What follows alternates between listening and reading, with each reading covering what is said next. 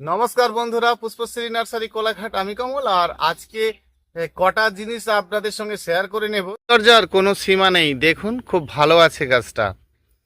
আসলে কি জানেন, এই যে এটাকে ক্যামেলিয়া গাছ বলে, এই গাছটা অনেক বন্ধুই সহজে ভালো পারেন না করতে। যদিও গাছটা বেশি রৌদ্র পছন্দ করে না, একদম আগাছা উদ্ভিদ ভর্তি হতে থাকছে। আর গাছের গোড়ায় প্রচুর পরিমাণে জল না জমে থাকে, শুধু সেইটুকু ব্যবস্থা করতে হয়, সেটা টবেই গাছ থাক বা মাটিতে। দেওয়ার পর আপনারা গাছের মাটিটাকে শুকনো করার চেষ্টা করবেন। বিশেষ করে যে সকল বন্ধুদের নতুন গাছ রোপণ করা আছে তাদের ক্ষেত্রে বলবো, ধরুন আপনি 1 মাস 2 মাস আগে গাছ রোপণ করেছেন, সেই গাছের ক্ষেত্রে মাটিকে এলোমেলো করলেও যে সকল বড় বড় গাছ আপনার পুরানো গাছ রয়েছে তাদের মাটির ক্ষেত্রে এলোমেলো করবেন কিনা। কিন্তু দেখুন, এই সময় এলোমেলো আপনি করলেন বড় গাছের ক্ষেত্রে বা ছোট গাছের ক্ষেত্রেও, তাহলে ছোট গাছের ক্ষেত্রে এলোমেলো করলে কিন্তু খুব বেশি এলোমেলো করা যাবে না, উপরটা জাস্ট একটু করে এলোমেলো করে দেবেন। কিন্তু বড় গাছের ক্ষেত্রে যদি আপনি আবার এলোমেলো করতে থাকেন, তাহলে আবার ওই শুকনো মাটির মধ্যে যখন অতিরিক্তভাবে আবার বৃষ্টি হতে থাকবে, তখন কিন্তু আবার সেই একই সমস্যা হবে, অর্থাৎ শেকড় পচন হবে। সেজন্য আমি আপনাদেরকে বলবো, সাজেস্ট করব যে যে কোনো আপনার ফুলের গাছ থাকুক, যাই থাকুক না কেন, বা ফলের গাছ থাকুক, এই বৃষ্টির জল খাওয়ার পরে মাটিকে ভালো করে শুকনো করে নেবেন। শুকনো করার পরে প্রথম জল কিন্তু আপনারা অবশ্যই ফাঙ্গিসাইডের জলটাও দেবেন। মাটির যে শেকড় সহ কিন্তু কিছু পচতে থাকবে, কারণ এমন কিছু গাছ আছে সেই যে পুরানো শেকড় গাছের, যেগুলো নিজের থেকেই খারাপ হতে থাকে গাছের শেকড়, সেগুলো কিন্তু পচতে থাকছে এই অতিরিক্ত বৃষ্টি জলে। তাহলে সেই কাজটা আমরা করব যাতে ওই পচনটা রক্ষা পায়। সেক্ষেত্রে কিন্তু আমরা অবশ্যই গাছের গোড়ায় যে কোনো ফাঙ্গিসাইড দেবো। তো মাটির মধ্যে ফাঙ্গিসাইড দিতে গেলে ডাইথেনিয়াম M45টা খুব ভালো, আর সেটা খুব ভালো কাজ করে। আপনারা অবশ্যই ডাইথেনিয়াম M45টা নেওয়ার চেষ্টা করবেন। তো ডাইথেনিয়াম M45 কিন্তু খুব ভালো কাজ হয়। লিটারে 2 গ্রাম করে দিয়ে গাছের গোড়াতে কিন্তু দেবেন।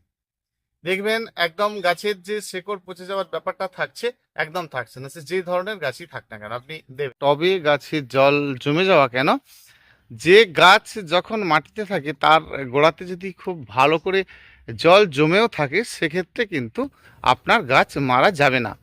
তার কয়েকটা কাজ আপনাদেরকে বলি।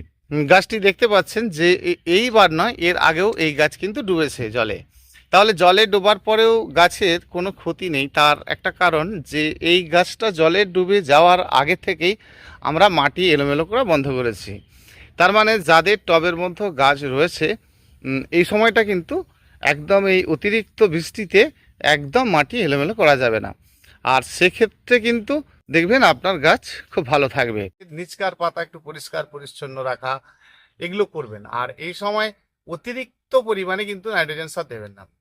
অতিরিক্ত পরিমাণে যদি আপনি নাইট্রোজেন সার দিতে থাকেন, ধরুন আপনি গাছ আপনার এমনি ভালো আছে, গাছের রং ভালো আছে, গাছ একদম বর্ষার জল পাওয়াতে ফার্স্ট ফার্স্ট বৃদ্ধি হচ্ছে, লম্বা লম্বা ডাল বেরিয়ে যাচ্ছে, আর এটা কিন্তু যে গাছ নিতে পারছে সে গাছ আপনার দারুণ আছে। যেভাবে ভালো হচ্ছে, গাছের গোড়ায় কিন্তু ঘাসের পরিমাণ সেভাবে বৃদ্ধি পাচ্ছে।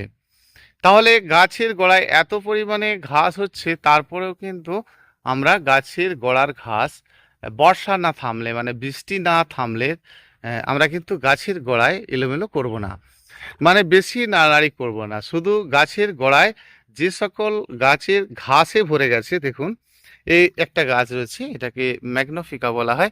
আর এর গাছের গোড়ায় ঘাস দেখেছেন? তো এই সকল ফুলের গাছগুলো আছে।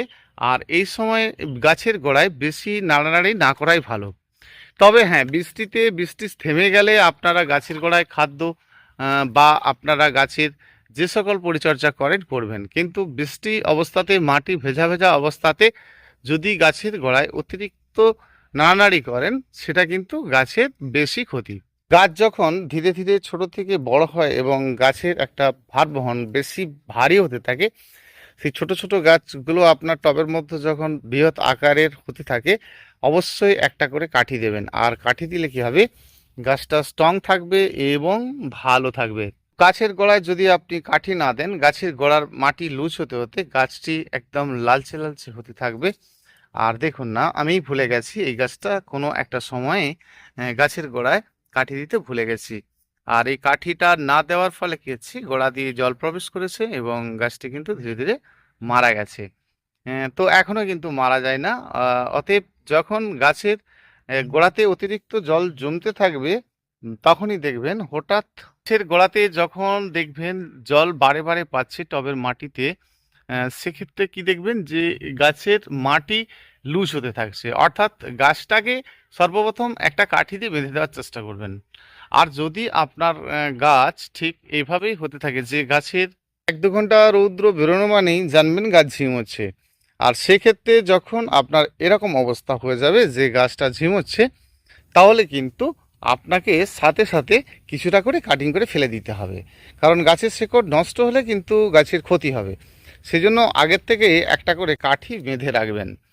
বিশেষ করে এই বোগেনভিলিয়ার গাছ এখন প্রচুর পরিমাণে বৃদ্ধি পাবে, আর এই সময়কার পরিচর্যা আপনাদের হবে যে গাছের একদম সুন্দর করে যা করার, কাটাই ছাঁটাই করা, এ সকল কাজগুলো কিন্তু করে নিতে হবে। সেটা বৃষ্টি থামলেই করবেন, তবে করে নিতে হবে। তাহলে কি হবে, ঠিক বর্ষার শেষেই প্রচুর পরিমাণে গাছে ফুলও পাবেন।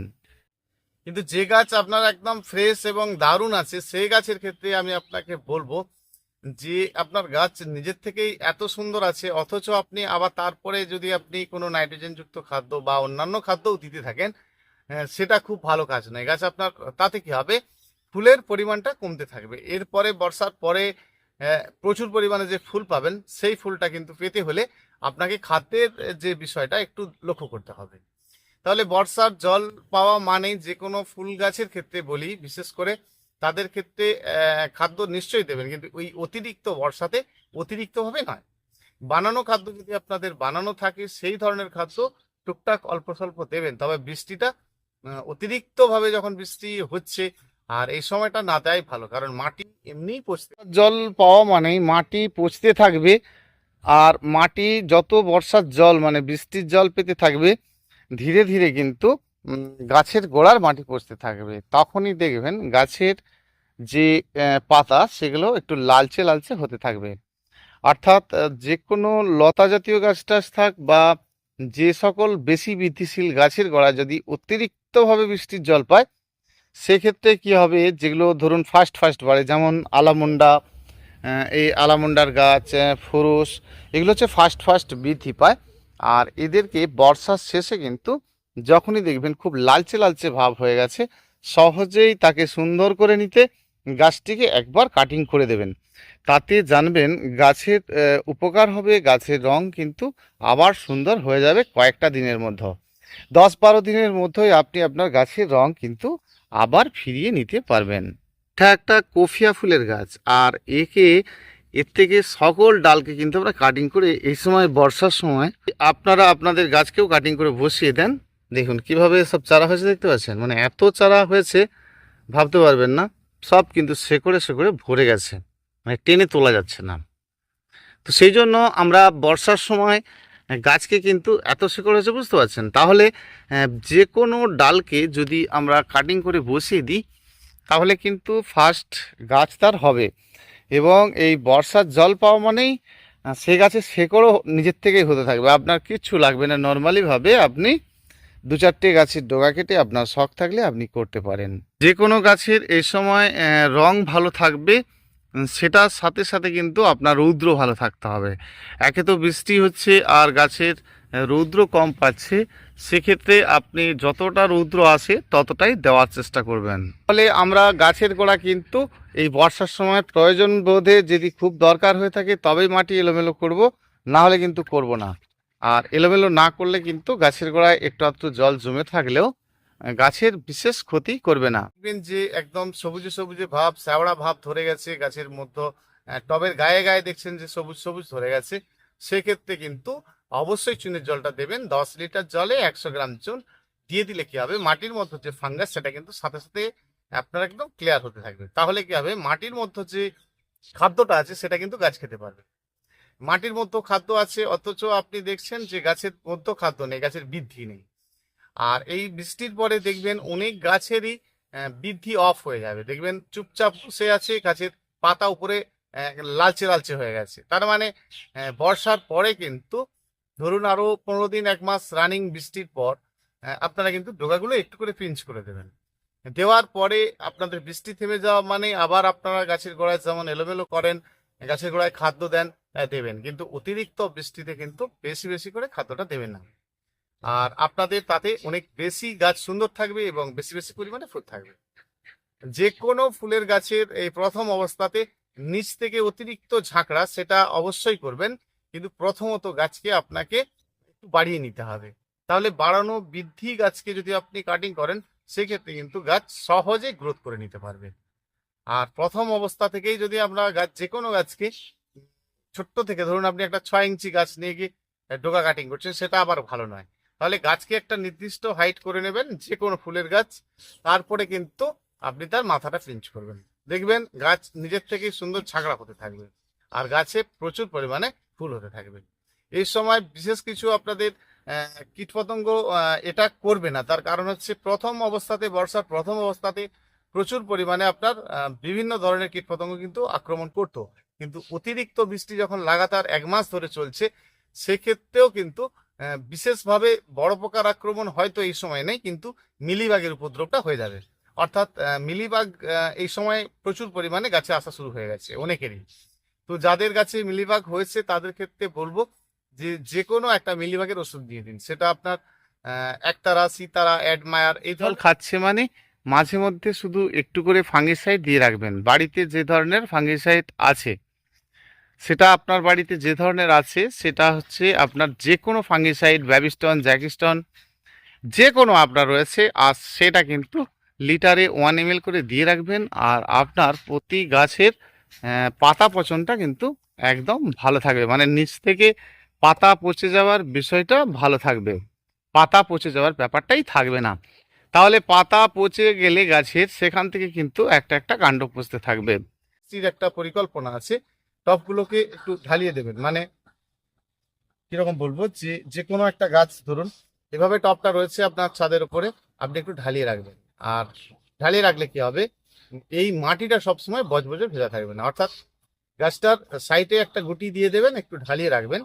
অতিরিক্ত বৃষ্টি ধরুন 4 দিন 5 দিন বৃষ্টি হচ্ছে, তাহলে 4-5 দিন যদি আপনার এরকম ঢালানো মানে একটু হেলানো গাছটা থাকে সেক্ষেত্রে কিন্তু ক্ষতি হবে না, আর গাছ আপনার ভালো থাকবে। আবারও আসবো আগামীকাল আর একটা ভিডিও নিয়ে। ভীষণ ভালো থাকবেন। যদি সমস্যা বোধ করে থাকেন তাহলে ফোন করে নিতে পারবেন। ফোন নাম্বার জেনে নিন 9609456194। আর প্রত্যেকটি বন্ধুকে বলবো যে একটা করে লাইক করুন, যদি ভালো লাগে অবশ্যই একটা লাইক করুন। আর এই ধরনের ভিডিও আপনাদেরকে আরো অনেক কিছু গাছের সম্বন্ধে বলার আছে, নিশ্চয়ই বলবো, অবশ্যই একটা লাইক করবেন। নতুন বন্ধু হয়ে থাকলে সাবস্ক্রাইব করে নেবেন। ভীষণ ভালো থাকবেন বন্ধুরা, আবার আসছি আগামীকাল। ভীষণ ভালো থাকবেন।